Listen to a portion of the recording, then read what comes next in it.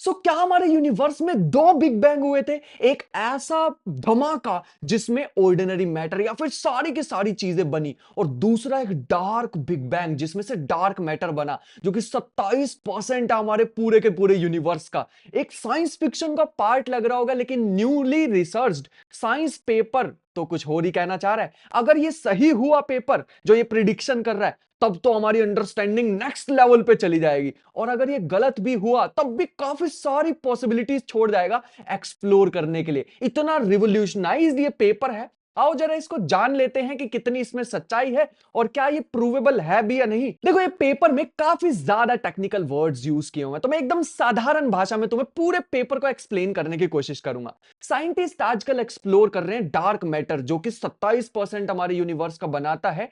उनका बिलीफ है कि वो शायद डिफरेंट तरह से बना होगा, शायद एक डिफरेंट बिग बैंग हुआ होगा, जिसे वो डार्क बिग बैंग कह रहे हैं, अपार्ट फ्रॉम वो बिग बैंग जिसे आज तक हम स्टडी कर रहे थे, जिसमें से बाकी सब कुछ बना है डार्क मैटर को छोड़ के। और सबसे की पॉइंट ये है कि ये जो दूसरा डार्क बिग बैंग का धमाका हुआ, ये पहले वाला धमाका जब हो चुका था, जब यूनिवर्स मोशन में था, उसके बाद हुआ है। मतलब डार्क मैटर बाद में बना है एज कंपेयर टू जो ऑर्डिनरी मैटर है, या फिर बाकी जितनी भी चीजें हैं वो पहले ही बन चुकी थी। अब मैं थोड़ा सा यहां पे टेक्निकल टर्म्स को ऐड करना चाहूंगा, ताकि कभी किसी फिजिक्स प्रोफेसर से या फिर किसी फिजिसिस्ट से बात करने का मौका मिले तो वो तुम्हें इजीली बुद्धू ना बना दे। जिस बिग बैंग टर्म को हम सुनते थे जब क्रिएट हुए थे, जितने भी मैटर पार्टिकल्स हैं वो फॉर्म हुए थे, उसको फिजिसिस्ट बुलाते हैं रीहीटिंग। ये रीहीटिंग ऐसी प्रोसेस है जितने भी ये मैटर पार्टिकल हैं ये बनने स्टार्ट ही हुए थे, और सिमिलर प्रोसेस है डार्क मैटर बनने की। वैसा ही एक धमाका हुआ, बट एक सेपरेट धमाका हुआ अकॉर्डिंग टू दिस पेपर। इन्होंने पूरा उसको प्रूव करने की कोशिश की है मैथमेटिकली। बट ये जो डार्क बिग बैंग वाला धमाका था ना, इसको ऐसे समझ सकते हो, ये एक फेज ट्रांजिशन था, जैसे पानी उबलता उबलता स्टीम में बदल गया हो, बिल्कुल वैसी सी प्रोसेस। देखो, दिक्कत क्या है, जब भी मैं इन साइट्स पे जाके डिफरेंट साइट्स पे जाता हूं और इन पे रीड करने की सेम आर्टिकल कोशिश करता हूं, तो ये बहुत सारे टेक्निकल टर्म्स को छोड़ देते हैं। इसलिए मैंने ट्राई किया कि मैं एक्चुअल पेपर भी रीड करूं। थोड़ा सा समय लगता है उसमें, लेकिन मेरे ख्याल से वहां से ज्यादा बेटर अंडरस्टैंडिंग मिलती है, क्योंकि वो जो फर्स्ट हैंड चीज होती है एक्चुअल पेपर से जब हम रीड करेंगे, तभी तो पता लगेगा ना कि ये जो ऑथर्स हैं इसके वो कहना क्या चाह रहे हैं। देखो, कहना वर्ड्स में तो बहुत आसान है, इन्होंने क्लेम का किया है। कैसे हम इसको प्रूव कर सकते हैं एक्सपेरिमेंटली, क्योंकि साइंस तो एक्सपेरिमेंट्स पे चलती है ना। एक्सपेरिमेंटली प्रूव होगा तो ठीक है तुम्हारी थ्योरी, वरना तो कुछ भी बना दो, स्ट्रिंग थ्योरी बना दो, लूप क्वांटम ग्रेविटी बना दो। इनकी मेन थिंग ये थी, मेन की पॉइंट ये है, एक्सपेरिमेंटल मेजरमेंट के लिए इन्होंने ये कहा कि जब ये धमाका हुआ होगा डार्क बिग बैंग का, तो कुछ रिपल्स क्रिएट हुई होंगी स्पेस टाइम में, वो in the form of gravitational waves. तो अगर हम उन ग्रेविटेशनल वेव्स को किसी तरीके से मेजर कर लें, तो हमारे पास एक प्रूफ आ सकता है इस डार्क बिग बैंग का। लेकिन अब तुम सोचोगे, इतने समय पहले, बिलियंस ऑफ ईयर साल पहले धमाके की ग्रेविटेशनल वेव्स को आज हम कैसे डिटेक्ट कर सकते हैं? यहां पे मैं तुम्हें बताना चाहूंगा, ये लाइगो का जो डिटेक्टर है, ये मेजर कर सकते हैं ग्रेविटेशनल वेव्स को। फिर से क्वेश्चन वही आता है कि इतने समय हुई पहले हुआ वो इवेंट, उसको आज कैसे मेजर करेंगे? तो इनके पेपर में कुछ ऐसा दावा किया गया है कि जैसे वो रिंकल्स हो जाते ना एज के साथ, तो वैसे ही कुछ फिंगर प्रिंट्स या फिर कुछ रिंकल्स एग्जिस्ट करते हैं हमारे यूनिवर्स में। वो इतने साल पहले हुए धमाके की जो ग्रेविटेशनल वेव्स हैं, उनके जो क्या कहते हैं, कुछ प्रिंट्स वो अभी भी एग्जिस्ट करते होंगे। हम किसी तरीके से अगर मेजर कर लें अपने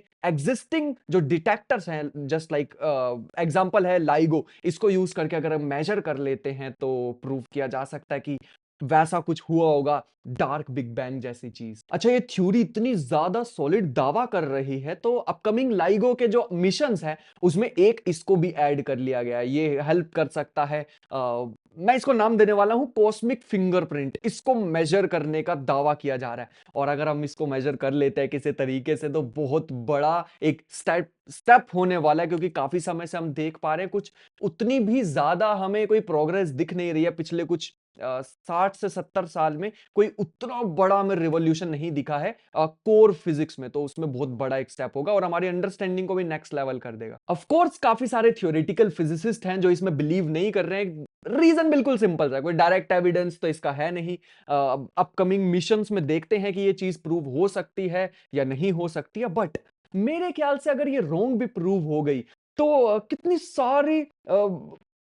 सारी पॉसिबिलिटीज छोड़ के जाएगी ना कि दो बिग बैंग हुए थे या फिर कुछ साइक्लिक यूनिवर्स एग्जिस्ट करता है जो एक बार बिग बैंग होता है, फिर वो दोबारा मिल जाता है सारा का सारा मैटर, फिर वो एक धमाका होता है, फिर मिल जाता है अप टू सोन। ऐसी कितनी सारी थ्योरीज हैं जिनको एक स्टेप आगे चले जाएंगे टेस्ट करने के लिए। देखो, इस डार्क बिग बैंग थ्योरी के बाद मैं इतना तो कह सकता हूं, और बड़ी सॉलिड स्टेटमेंट मेरे को ये लगती है कि it's not just about finding answers, it's about asking better questions. तो काफी अच्छे और भी क्वेश्चंस पूछ सकते हैं हम इससे। ये नहीं कि सिर्फ एक वो बिग बैंग थ्योरी है हमारे पास और उसी को ही हम सत्य मान के चलें, और दैट्स हाउ साइंस वर्क्स।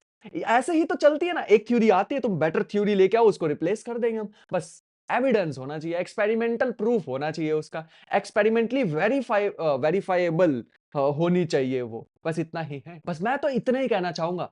शायद 8-10 साल लग जाएंगे इसको प्रूव करने में और उस तरह के टूल्स बिल्ड करने में, बट अगर रॉन्ग भी प्रूव हो गया तो भाई साहब हमारी बाउंड्रीज को तो क्रॉस कर जाएगा अंडरस्टैंडिंग की। याद है वो माइकलसन मोरले एक्सपेरिमेंट उन्होंने किया था, ईथर जैसी चीज हमारे यूनिवर्स में होती है या नहीं उसको फाइंड आउट करने के लिए, और वो कंप्लीट एक फेलियर था, लेकिन अंडरस्टैंडिंग को कितना ज्यादा बढ़ा गया था वो। और अगर तुम देखो, ये जो लाइगो का एक्सपेरिमेंट है ये कहीं ना कहीं वहीं से ही प्रेरित भी है, उसी एक्सपेरिमेंट से ही। तो मेरे ख्याल से एक बहुत बड़ा स्टेप होगा टुवर्ड्स हमारी अंडरस्टैंडिंग की जो बाउंड्रीज है उसको और आगे शिफ्ट करने में। तो तुम इसके बारे में क्या सोचते हो, कमेंट बॉक्स में जरूर बताना। वीडियो पसंद है ये तो एक लाइक करना और कमेंट जरूर करके जाना अपना पॉइंट ऑफ व्यू। बाकी मिलते हैं नेक्स्ट वीडियो में, तब तक के लिए बाय बाय।